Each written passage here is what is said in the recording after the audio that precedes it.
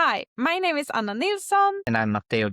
We are the Two Founders podcast where we talk about startups and specifically about sales. So today I'm going to talk a little bit about my top 3 list on what I think that founders do wrong when it comes to sales. And I will talk about the Airtable and vending spoon acquisition that is on everyone's mind in the startup world. But as a proud Italian, I dig into the unit economics and why the acquisition, but mostly what does it mean sales-wise? Okay, interesting. Let's get on it.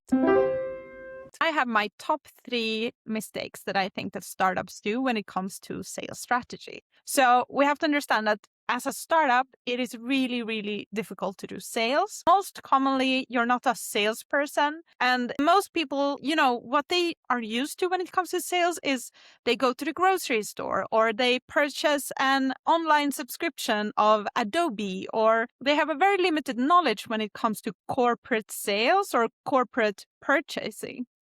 So I think that it's actually really, really difficult to enter the concept of sales as a startup and to actually understand what you have to do. Seems external, right, to a lot of startups. Let's start with number 1, not discussing year-over-year contracts. So we had a bunch of questions lately from different startups. I think 3 different startups asked us, we have a pilot coming on. What should we charge for our pilot? And I actually think that this conversation is completely wrong stated. So I want to flip that script. It's not about what you should charge the pilot. That doesn't matter. Or it does matter. I'm going to get to that. But what does matter is that you talk about what happens after the pilot. So now you're entering this pilot where you're going to do something either for free or for a cheaper price. But what happens after that? How many seats are you going to sell? What price are you going to have? What is that relationship going to look like 5 years later? And I think that that's where that conversation should start. So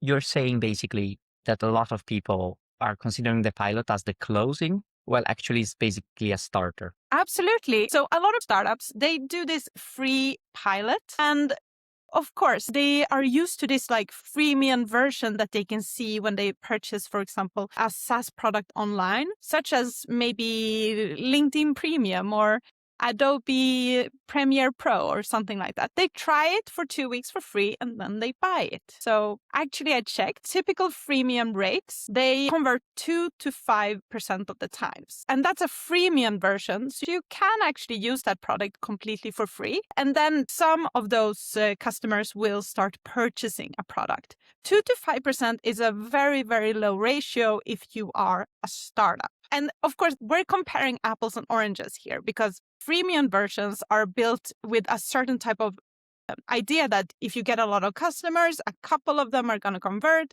and that's going to be fine. It's more volume-based, basically. It's more volume-based, but I think it can give that little seed of what's the problem with starting with a pilot if you are a startup. Mm-hmm.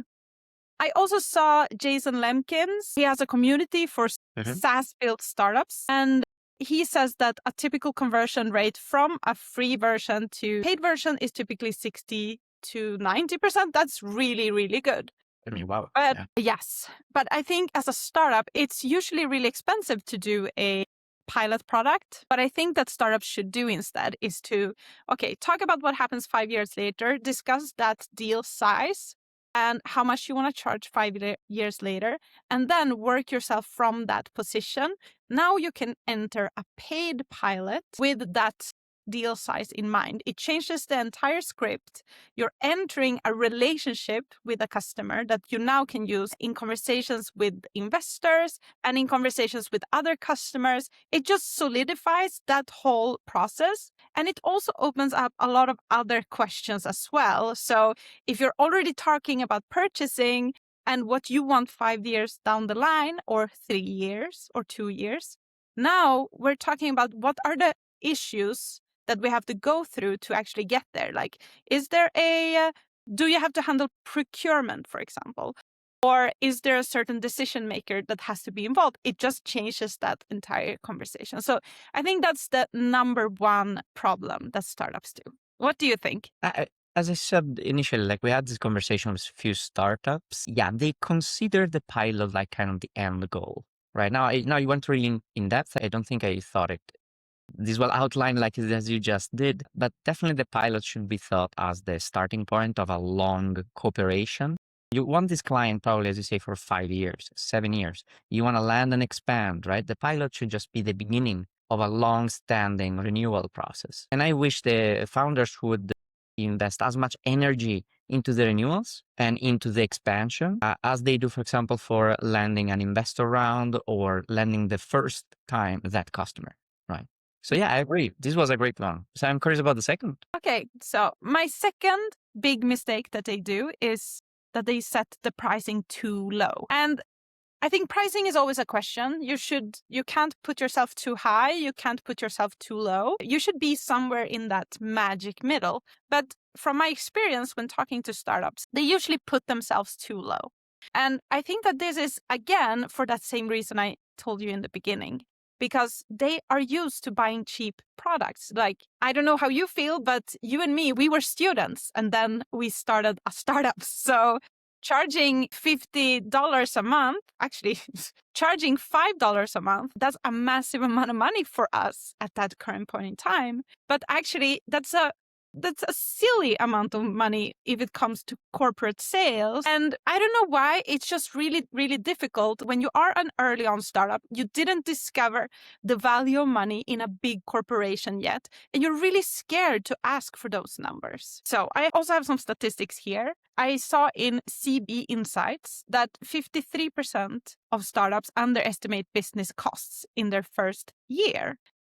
And I think that this is strongly linked to this point that I'm making. So we talked to a couple of startups this week and we made a cost analysis on them. Like, how much would it cost you guys to actually have a burn rate, a sustainable burn rate where you have a salary, you are charging for bookkeeping, you are maybe have an office space. It's just sustainable. There's nothing special. There's nothing magical or overpriced here. But they are scared of that number. They don't want to cost that much. They're like, yeah, let's just reduce my salary or let's just lower that cost. Or they're scared of that number. And I think that this makes them charge too little. But if they start with the burn rate cost and then they consider how many customers can I get? What's sustainable? What makes sense? Can I get 5 customers in a year? And then you start calculating from that perspective, what do I have to do to be sustainable? And I think that that number is going to be higher than most people expect in most cases. I agree 100%. And then I think also from this, and I think I said it a couple of times before, but it's also what is kinder in a way to the customer, because money is not the only thing that the customer invests in your product, but you have to be sustainable to be a reliable partner. And almost every customer out there would pay twice as much for a reliable, stable product than half as much for something that will disappear 2 years later because they couldn't pay themselves in that time. So this is my opinion. Put that price higher. Just try it out, put it higher, get fewer customers, push yourself up and work with that, because it's really, really difficult to get a lot of customers as an early on startup. It is, right? Yeah, so I agree on everything. And I even have an anecdote on that. Like when we tried to land Ericsson, right? This was me and you. We charged so low as exactly what you said, €5 per month. And these, I think he was like at the time, one of the heads of engineering. And he basically just paid out of his own pocket as just his own person. And I thought like for a while that we landed Ericsson, like as a student, right? Just my first sales. But then like when we started to check the logs, I mean, he used his own Gmail. So he worked with me as a hobby in a way. Like there was no way we were into clothing in Ericsson. And it's because just we never ran a proper sales enterprise cycle. And of course, it depends on what you're selling. In our case, we're talking a lot about these B2B sales. And this is the answer for that. If you're selling something that can be purchased directly from your website, of course, it's different. You can do another pricing model. This is more for when you want to, if you have a development project and you want to establish that relationship for a long time, I think higher price and then try to increase the value instead is a better option. Okay, and then my third mistake that they do, it's showing the demo too early. Yes. And here I also looked some statistics and I actually got a lot of contradiction to the risk I believe. So I'm not in the majority here actually. So I found some statistics that 88% of buyers evaluate the product before they talk to a sales team. They want to see the product right away. They really want to look at it. They want to see if it's worth their time. They want to see what it looks like, how to interact with it, and evaluate themselves. I saw that according to Gartner, B2B buyers spend only 17% of the total purchase journey meeting with suppliers. So they spend the rest of the time with independent research, peer consultations, and self-guided product evaluations. So customers out there, they do want to do that research step themselves. They don't trust sellers. I still think that as an early on startup, you're not in that position. You're not able to make a demo that makes sense. Your product is going to have errors. It's going to have bugs. And the point of not showing the demo is that actually for you in your particular situation as an early on startup, the relationship is much more important than each individual sell. So you're actually trying to establish a long-term relationship where that customer can sustain you through bugs and development and actually improving on your product. Rather than looking at your faulty demo, they're not going to want to have it. And then they just ghost you. So even though it goes against some statistics that I found online, I still think that it's a massive mistake to send over a demo. But I also wonder the statistic you found online, are they really bound to startups? Because what you're saying is, sure, 17% of the time is spent in talking with vendors, basically. And I would assume, for example, take a CRM or a database or an email provider. They're fairly commoditized, right? I can go to Google, I can go to Outlook or Salesforce versus HubSpot, and there are like dozens of other solutions. When it comes to like a pure innovative startup, the idea there is that there isn't an exact one-on-one mapping, right? Like you're doing maybe two things that like two vendors are doing in one, or you're doing something new that would cut costs completely. So that's why I'm on team Anna here, right? That's why I think that they would spend significant more time in investigating innovation and some things that are new. Yeah, exactly. I mean, I think that there is a truth here in the middle because we did actually send around a demo in a video form to our big clients. So we did create a demo. We made a 5-minute video that was sent around with our little face showing it. But that was after several meetings and several iterations. So that was after establishing that this product was actually helping our client. And before that, we spent a lot of time just talking about value and needs and problems and just talking about what problem we were solving and why we were solving it and all of these kind of conversations. And I believe that it's really risky to send over a demo before all of that groundwork has happened. Yeah, it's true because otherwise you have the typical hammer and nail, right? You have your own solution and you try desperately to find clients that would pay for it instead of listening and tailoring something new. And to those that are like hyperscalers or want to scale from day one, that's usually not the case, right? You do not scale from day one. So your first enterprise contracts, you have to sit down and listen. Yeah, that's what worked for us. And that's for big deal sizes where you actually want to find a really good fit. And I think all of these 3 advice that I give you are all in a similar situation where you want to establish this long-term contract. So those were my 3 top mistakes. Do you agree with my list? I agree with your list. Yes. So last week, Bending Spoons, a Milan-based company, acquired Airtable, a San Francisco company, for like 1.3 billion, basically. And I felt many things, mostly pride, because I used to live in Milan for several years. Bending Spoons was in everybody's mouth back then. Everyone was talking about it and like trying to land a job. It felt like the Google of Milan, right? So the model is fairly simple and effective.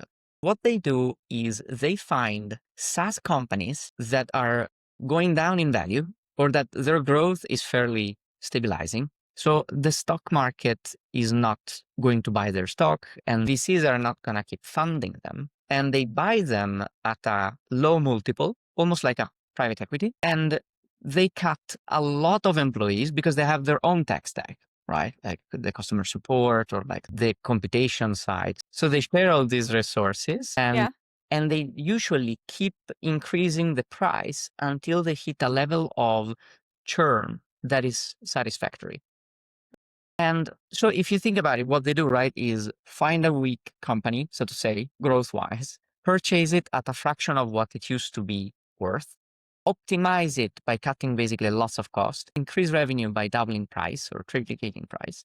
And the customers that are going to stay are the customers that are going to always stay. Right? They will never leave. And some notable acquisitions are WeTransfer, Evernote, Vimeo, Meetup, and now Airtable. So Okay. yeah, some names, right? Like no one knows Bending Spoons sometimes outside Italy. But these names, I mean, everyone knew WeTransfer like 10 years ago, right? I think I used Evernote a bunch of times. You did. And then they started to ask for money like basically every day. So in the end, I just moved into another service provider because I was not really that much into it. But I know a person close to me that had like almost his whole company intelligence in Evernote. So he pays now 30 times as much of what he used to. And he's one of the customers that is never going to leave, right? And what's exciting from, well, at least I thought was exciting from a startup and sales point of view is a bit from the Airtable side. So if we check a bit Airtable, it's a company that promised no code, spreadsheet, and basically kind of like you can do everything with a spreadsheet and some automations. And their peak in 2021, they were valued $11 billion, right? 11 billion. And the revenue was like between 100 and 150. So like 100 times their revenue. They were worth 100 times their revenue. And the end of July, August, they sold to Bending Spoons for 1.3 billion, from 11 to 1.3. And their sales went up from 150 to 460. So, Wow. so what happened, right? Because like, hey, but the sales is going up, growth is going up, meaning they have a growth of 20% over 20%. So if you only look at unit economics, it kind of makes sense to not sell, right? Like you have a company that is profitable, makes sense, and all that. And I heard everything, and I think a lot of people are wrong. Okay. So they're growing like 20% year over year. And I heard, that's not enough. And I'm like, maybe it's not enough for top tier VC funds, like Sequoia or Benchmark. But 20% year over year is amazing at the size of a unicorn. I mean, it compounds. Really good. It's really good. I would be say. happy to grow 20% year over year. I guess it depends on where you're starting, where you're Yeah, I starting mean, up. say that you have a company that is now worth $1 billion in the stock market. I mean, growing 20% year over year is amazing. You're beating the stock market. That's the Sounds point. healthy.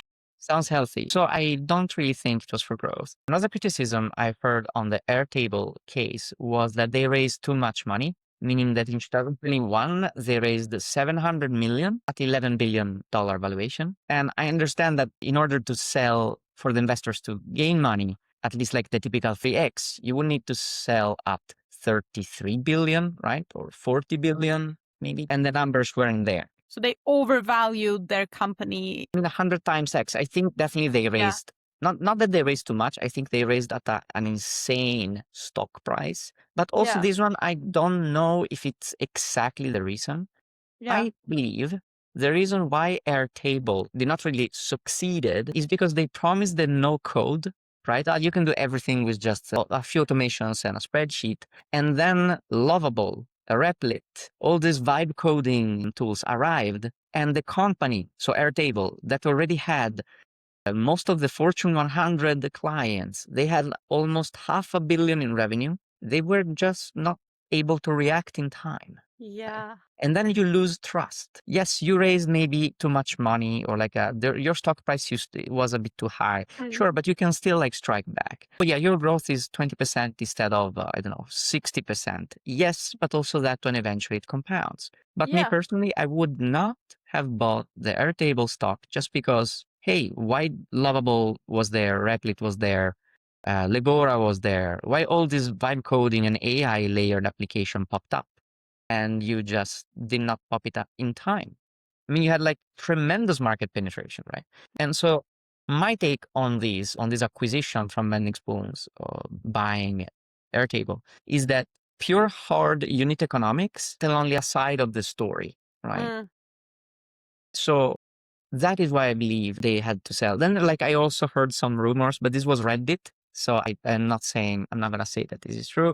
that the founder of Airtable, after 13 years, he was also fatigued. And then he basically was looking for an exit. Yeah. Yeah. I mean, that's very likely, right? Or, I mean, wouldn't you say that about every acquisition like that, that the founder just doesn't want to deal with it anymore? In most cases, the only person that would make a good back out of that deal would be the founder. Every investor loses, what is it, 10 billion combined? But the founder is going to get a lot of money from selling that company, usually. I mean, depending on like the structure of the cap table, right? Like if there were liquidation preferences or not. I do not know how much money the founders would make, but I can understand that you run the company. Now, if I'm not mistaken, Airtable was founded in 2012.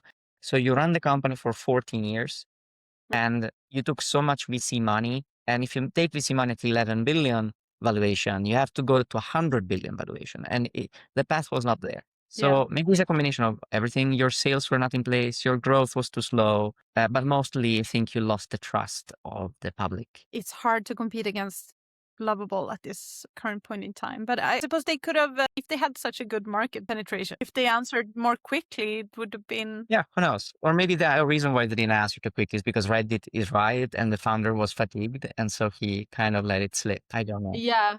Yeah, maybe that's it. But I mean, if they raised such a high valuation, I guess the numbers must have been there. It's not random that they just stroke luck at that point in time. What was the good basis? Why did they raise so much? Was it they had a massive amount of customers, or they were growing at a certain rate?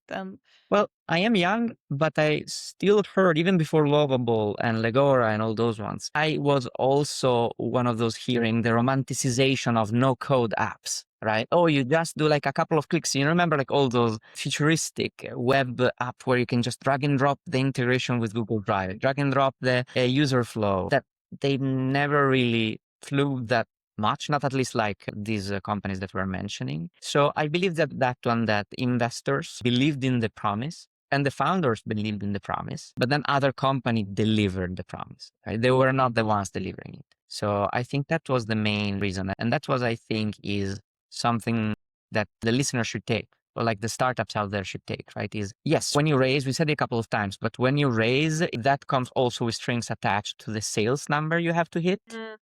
That you have to deliver the promise to your customers and to the shareholders, and growth has to be there. And regardless of just, we always talk about sales, growth, and customers, there is also competitors. I mean, eventually they will come up and get you if you're not quick enough, at least in the tech sector. Absolutely. That is really true. And yeah, drag and drop coding, who would want to do that? That's really annoying. Today it looks ridiculous, but if you think the company was founded in 2012, yeah. right? It's makes like sense. something you would use for learning how to code, but not, you wouldn't use that. It's just for people who don't know how to write or formulate their thoughts properly, like children. You know, there is a specific thing here that I like to just mention. Now, it's a tangent, it's not scripted, but what you said right now sparkled in me. I think I was talking to a founder a month ago. If you think now about Google and Google Ads, a lot of competitors try to do the same thing, right? You do a search engine and you try to add this ad model or like this revenue advertisement model. And basically Google always came up on top, right?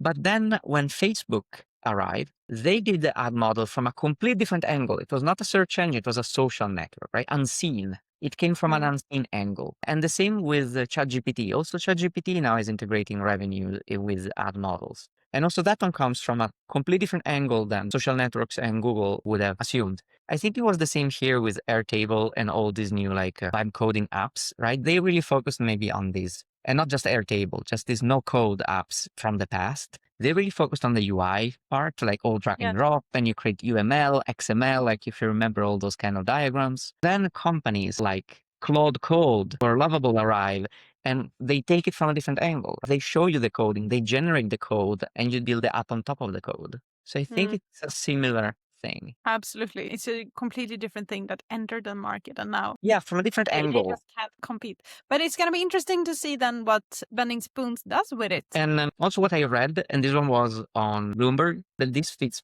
perfectly with the Bending Spoons unit economics, because out of that $500 million annual revenue that Airtable has, even if you retain only 100, 200 million, so like even less than half, It's all free cash flow that is coming in at an amazing price that they bought. They're going to get their money in like 5 years, probably. So it's like the ROI is there, and then it's all free cash flow. I mean, now I want to create a company like Bending Spoons. That sounds Right? amazing. I'll just buy companies and just change their selling model. That sounds great to me. Right. This one is speaking about coming from another angle, right? Everyone bets, of course, on the winning horses. They take Yeah. the losing horses, fix them up in unit economics, and they don't care if this company is not the best in the market, as long as it generates free net cash Yeah. flow every month.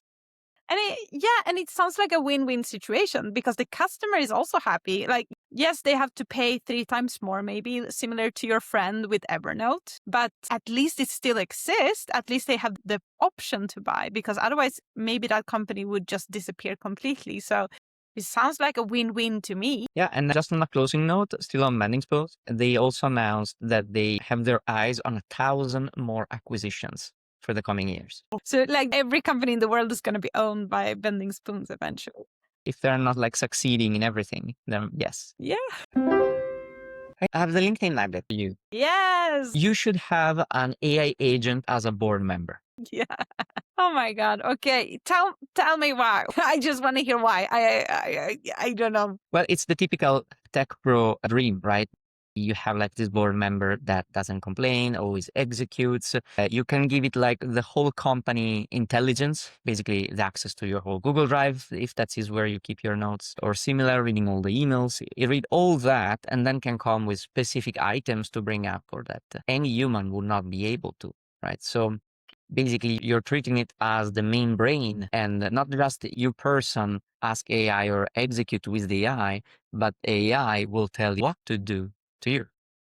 So that is the rationale I wrote. Why not just replace the entire board with AI then? Or like, I don't understand. Why is there one board member? That I don't know. I guess like was mostly for the hook of the post, right? Because, okay, I mean, I can understand that each board member uses AI. Okay, that's easy to understand. I would understand if you would have the entire board as AI, because these are two different ideas, right? So the point Yeah. of having a board member and not having the board members using AI would be because we don't trust the intuition of humans. So the idea then would be that AI is so pure and so unbiased. So if they have a seat with decision power, that seat is much better handled on its own. So the AI has to make decisions, right? But you could potentially have that each board member uses AI to make an opinion, but then of course the human could make a different decision. So we don't trust humans anymore. We're like, they don't make good enough decisions, so the AI has to sit on the board themselves. But then, with that reasoning, why not replace the entire board? Why are we having any humans at all? If we don't trust the humans, why are they on the board? I think this one reminds me of the trend when he brought out, not in a positive way, or I don't think it was in a positive way, to use an AI CEO. Oh, he talked about using an AI CEO. What Not, did he say about? not in a positive way. I think it's something that he Yeah, saw was a bit skeptical, but it was also like 2-3 years ago. yeah. LLMs were not as powerful as today. I don't understand it. Like, what's the difference? Like, why can't you have a human CEO that uses AI? Like, why does the AI have to be the CEO? I guess the point is, would you trust the accountability part on the AI, right? So basically, I wouldn't. instead of yeah, you know, instead of the surgeon performing the surgery with help of like a robot or recognizing a scan with a machine learning recognition or image recognition, you have the AI actually doing the whole thing, taking Yeah. full accountability and execution. And maybe the surgeon just looks, you know. Yeah. I mean, I think it just goes against the nature of companies. Like, I think that people create companies to actually lead companies because they actually want to be the ones making those decisions. They don't want to take orders from AI, or I don't. So I don't know. Maybe I prefer to make a bad decision than taking orders from AI in that sense. Maybe that's stupid. I'm just saying psychologically, that's how I feel. I'll tell you what I think. What I would do, I would have an AI agent board member, but not as a board member, it's a silent automation that performs the executive summary, sends it to the board member and shareholders in right time, If there are questions, it sends them in a specific folder for me to read, takes the notes, listens to the whole board discussion and creates items points. But there's just an assistant. Here we go. Yes, I would use it to have admin, but the reason why I'm not using the word assistant in this case is I would still have it as a fine-tuned agent because like still you do not want to introduce noise, and probably I would have it in a private AI local solution because I do not want the decision of my company to go out there. I am not going to use an API over Claude. But everything you listed there was assistant, like it just does assistant chores. Like, would your AI come with opinions or try to make decisions or voice what they think? I would have it to try. Yeah. I would have it try because they indexed copyrighted and not copyrighted, lawful and not lawful, but they did index like trillions of data points, right? Yeah. And I'm only a human. I have my own experience. They have like a specific knowledge of patterns. So in a specific local model, I would ask it like, hey, what do you think of this execution point, or how would you do it? Kind of. Yeah. I would ask it. I would not make it an official board member. I wouldn't go to my shareholders saying like, oh yeah, one spot is this AI, right? Yeah, exactly. As a board member, you would use AI to get a second opinion Yes, or I would do discuss that probably, yeah. decisions.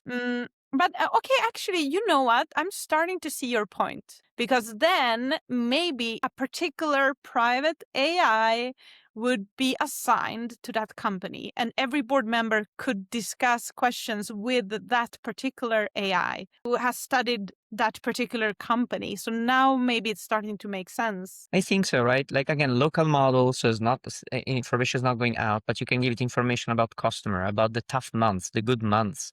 Yeah. And it can analyze everything, the whole brain of the company in one specific model. I would definitely try it. If I had the time and the money, like in this fictional company, I would definitely try out and see if you have a fiscal year that is going way better than the other because of this intelligence. Yeah, and wouldn't it be cool if it just sat there and listened and were like raising its hand in the middle of an argument saying, hey, this topic was discussed October 2025 in meeting this, and that, and this is what you guys decided on, so we don't have to do that all This is again. what I'm saying. We humans are awesome, right? We have great expertise. You can still see where a senior human surpasses any AI on every level when it comes to business, right? Like there is a maturity that you cannot replicate, not with indexing texts and videos for training data. But what you said right now, recollection of events, it's something humans are astoundingly bad at, right? Yeah. Like we remember things differently. We remember things as we want them to remember. Like something is way Exactly. bad than what it used to be. Something is awesome. Something like all these colors are added after. Like 100%. Yeah. I think you can see it, right? With a person you like, all of a sudden, all the experiences you had in the past are good. Every argument, wow, was just a tiny thing. And with every person that you don't actually enjoy, is the opposite, right? They're always mean, they don't mean well. It's like you're always skeptical towards it. So yeah, maybe an AI could be slightly more objective. Yeah. I think that's fantastic. Yeah, there are so many psychological studies on the memory and how it just doesn't remember everything and it doesn't remember correctly. It invents memories and just mixes things around. So that's a great use of AI in that sense. So, time for a listener question. This week it's from Casper.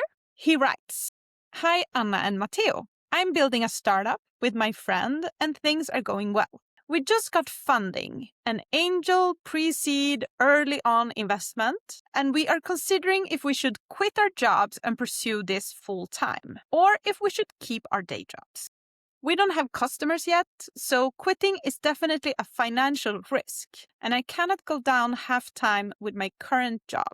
So it's all or nothing. Should I quit or should I keep my day job?" Keep your day job. Oh, you think? Until you have, so, okay, two replies. Okay, the reply is twofold. So one, keep your job until you have enough customers or enough push, right? Enough inbound, enough input that you cannot, basically you cannot sleep because there's too much. And then Wow. you do the switch, right? Because, I mean, otherwise he said that financially he cannot I mean, I assume the pre-seed angel investor is not that much money. He didn't specify how much money, right? Yeah, he didn't specify, but he said it's a financial risk. He didn't say that it wasn't possible. Okay. I wouldn't do it. It sounds like, if he's considering to quit, I'm sure that it is possible to quit for a period of time. Okay, so this from this message, what I'm assuming is a person that is a domain expert or something, and has experienced a pain, has convinced an investor to jump in.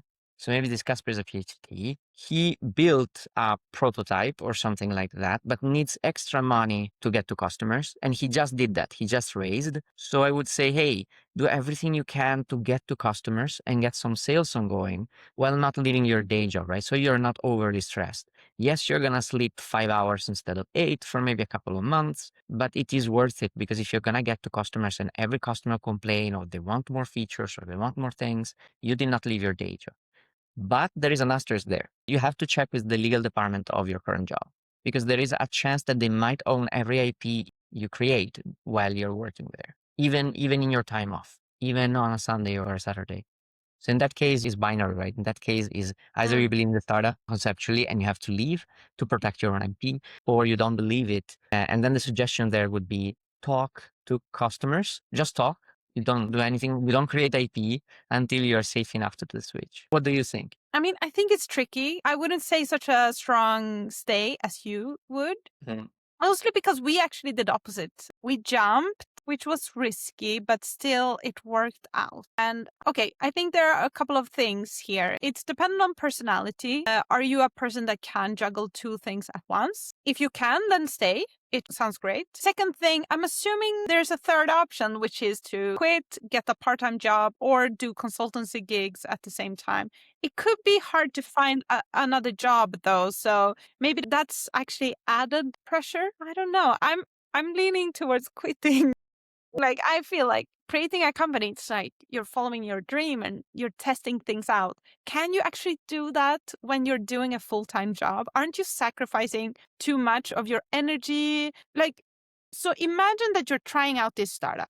You currently have this startup funding. You can actually quit your job at this current point in time.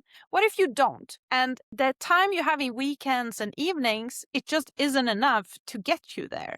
So wouldn't you regret it for the rest of your life? I would. I think I would regret it. You have a point because he raised money. So in the moment in which he can raise money, time plays a role. So if the deal with the raise is done, then you're right. Probably the best move is, hey, you wanted the money, you got the money, now you have to work for the money. So yes, then I don't think even it's a choice. But if he is talking to investors and he said we were raising instead of we raised and cash is in the bank, and then I would say, hey, stall that raising just a month, not even a lot. Talk to customers, validate.